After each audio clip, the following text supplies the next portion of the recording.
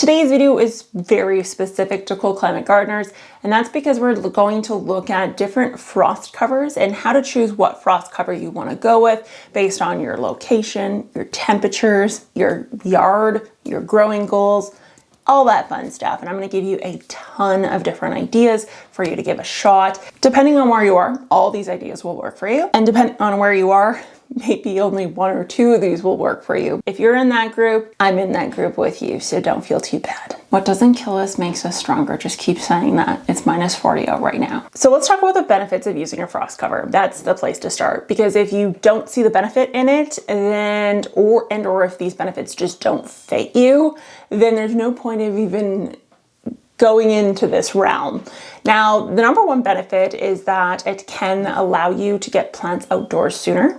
And this is beneficial in the event that you don't have as much space once the plants become larger and you don't have the grow lights to basically take on that number of square footage.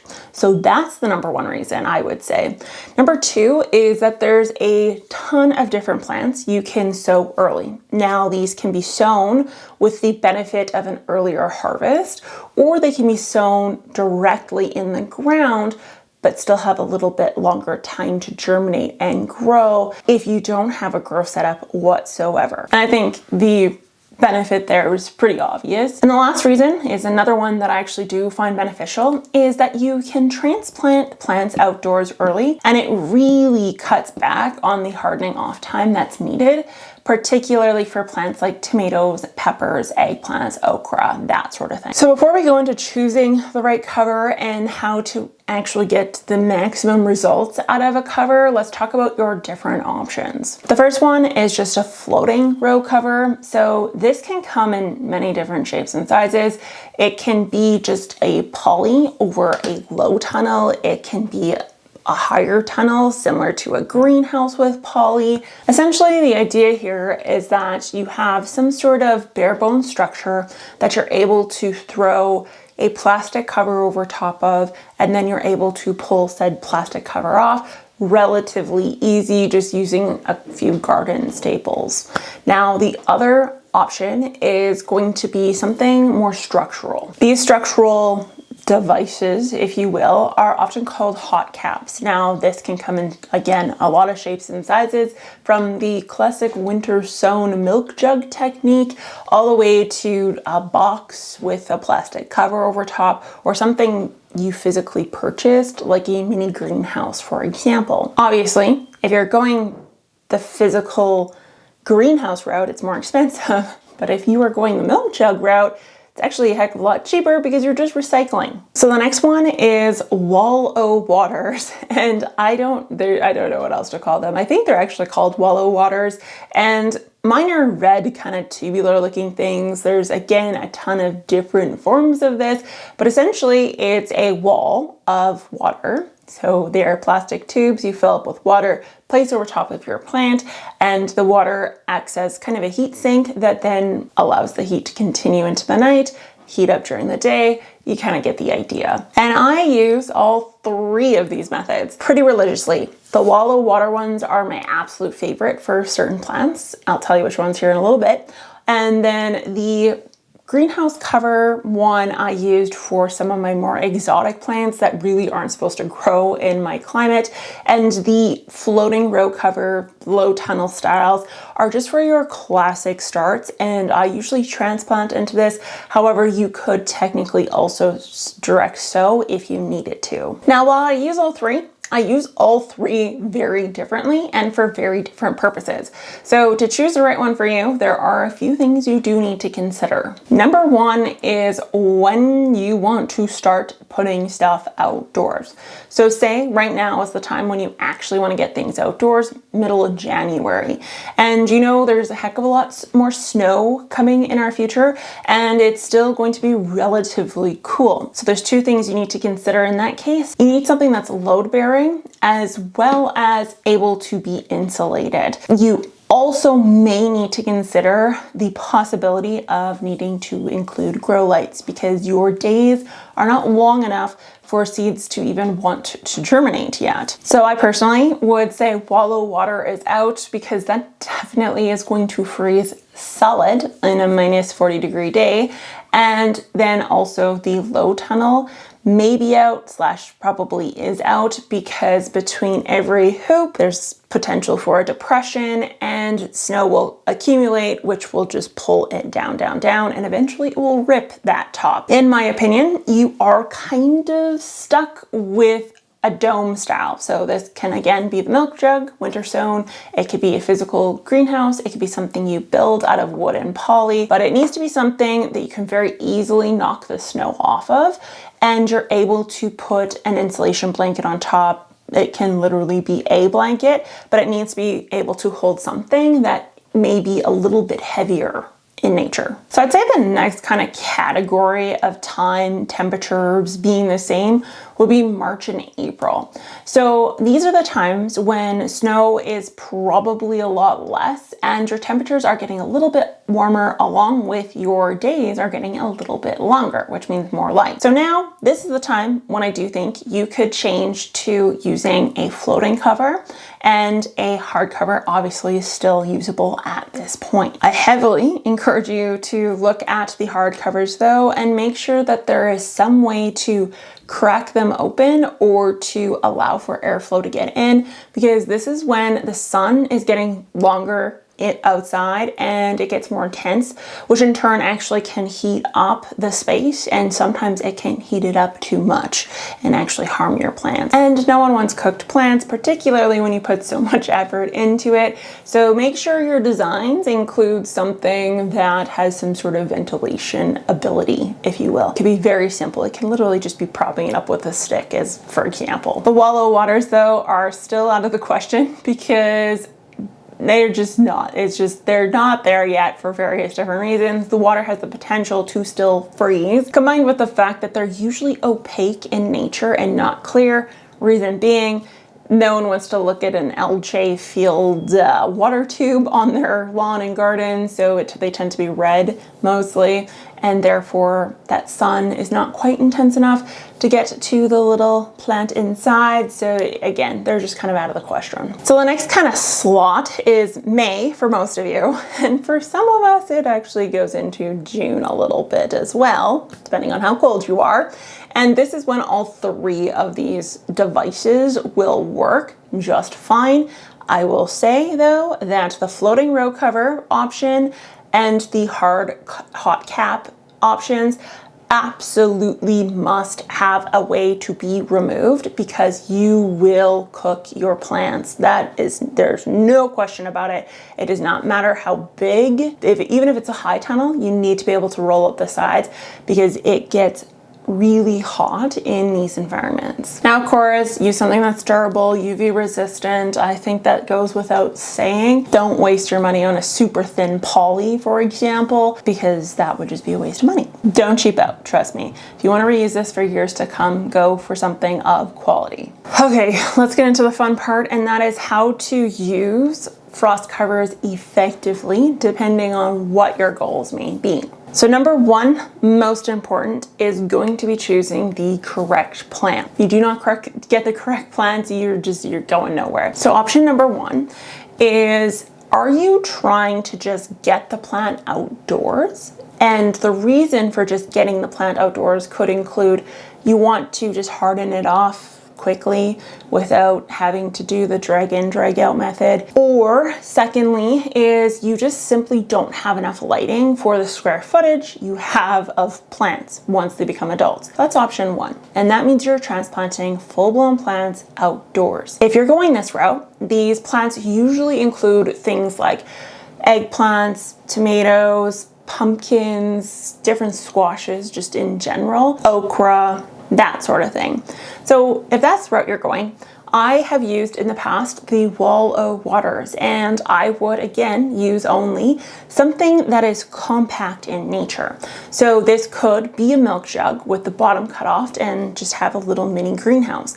The reason for this is because it is much easier to heat that small little volume of air compared to something that is larger. And these plants, typically speaking, minus maybe the pumpkins, do need warmer air, and they do like their nights above the 10 degrees Celsius mark. They have a sweet spot where they grow within a certain range. Too cold, they don't grow. Too hot, they don't grow either. So to hit that sweet spot, we need something that's very closed and compact, has a little hole in the top.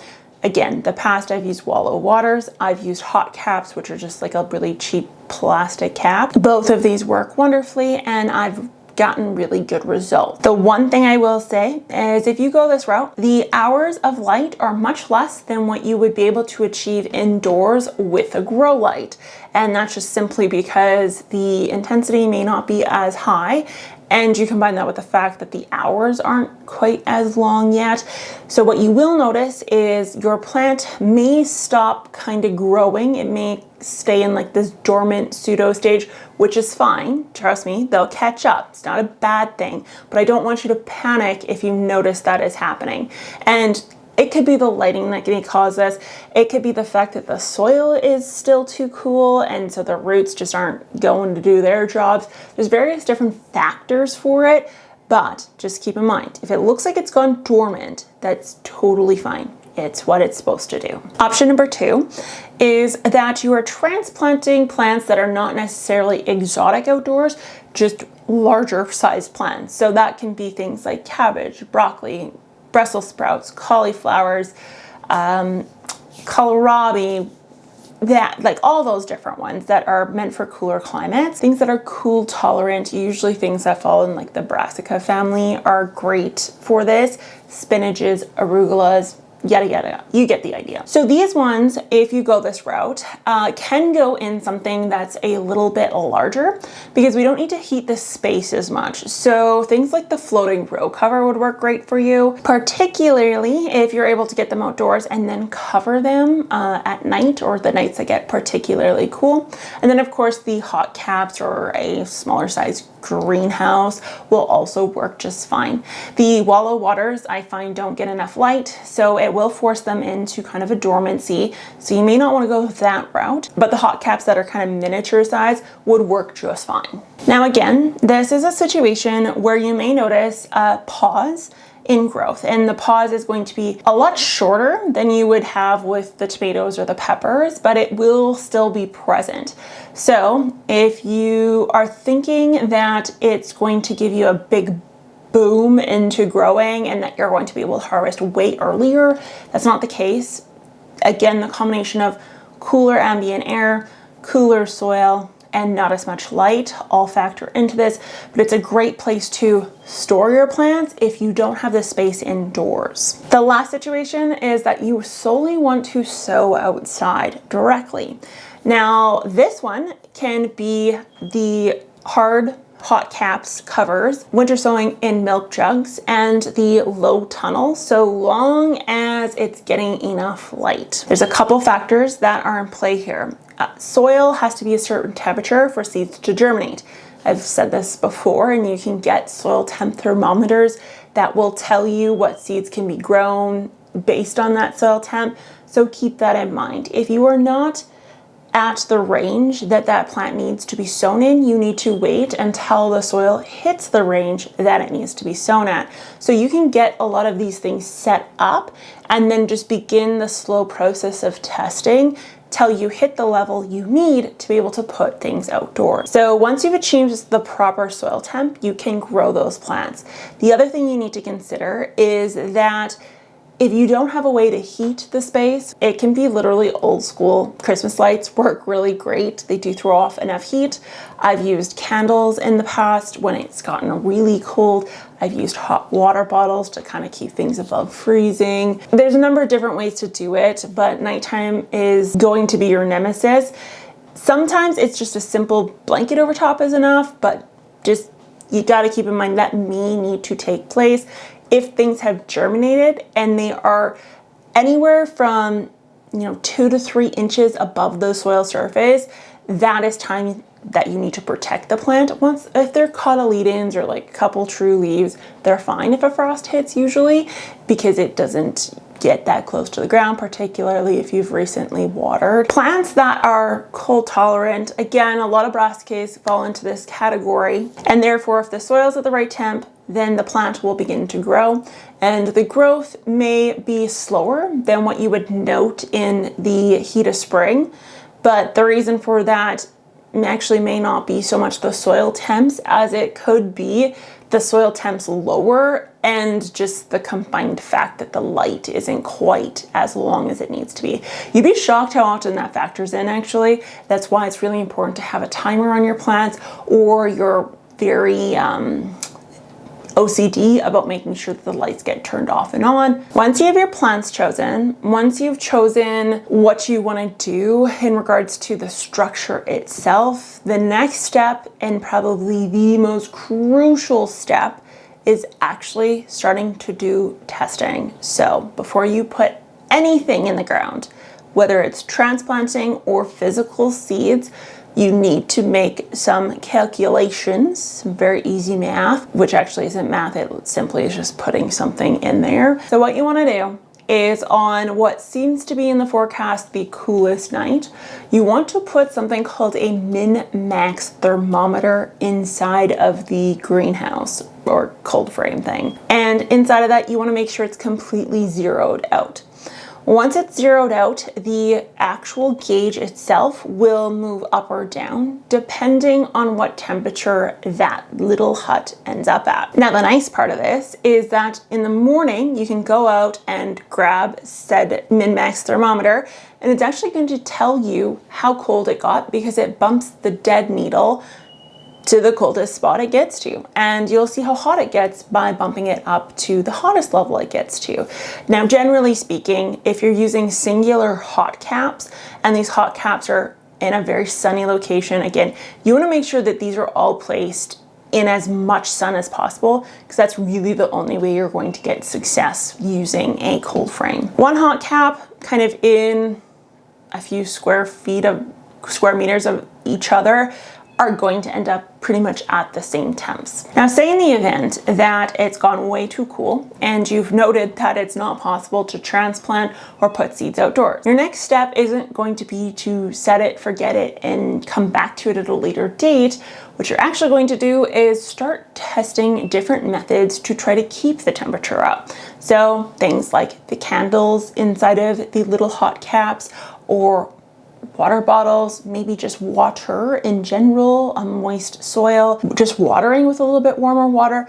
All these little things I've tried, and all of these little things actually do work. You just need to figure out what fits in the environment you're going for until you can get that min-max thermometer to kind of sit at a healthy range, and then you know it's go time. Now, I wouldn't just get rid of the whole min-max thermometer once you figure out that everything's warm enough at night and during the day. You actually want to keep that in there or just on hand, because as things warm up, you need to track it to make sure your daytime temps or your sun intensity, when it gets too high, you know it's time to actually remove the hot caps during the day or open up for ventilation, etc. and so forth. Because while you can freeze your plants in the spring / winter, you can also bake your plants, shockingly enough. Mother Nature, she's there to test your patience some days, and spring growing is definitely one way she does it. Now, one place you can actually place your cold frames that would be quote unquote the most ideal spot would be right up next to your house, or as close to your house as possible, because the area around your house, because of the roof and the way that my understanding is the eaves or whatever those are called, there's air that comes out of that. There's like a little hot warm sink in there. Plus you have the back of the wall itself it can provide heat depending on its color. So if you have it up against the house, this may be a better situation. And if you have it up against the house and you have some access to Wi-Fi, you can try the Earth One sensor for this, because it will tell you exactly what temperature it got to at exactly what times and for how long it stayed at that temperature, because it literally tracks all of that stuff. So don't underestimate the power of technology. She works wonderfully. If you are not interested in any of this, then you want to check out this video right here where I show you how to actually grow plants on a windowsill without grow lights. And that video is what Google says you need to watch. So go check it out.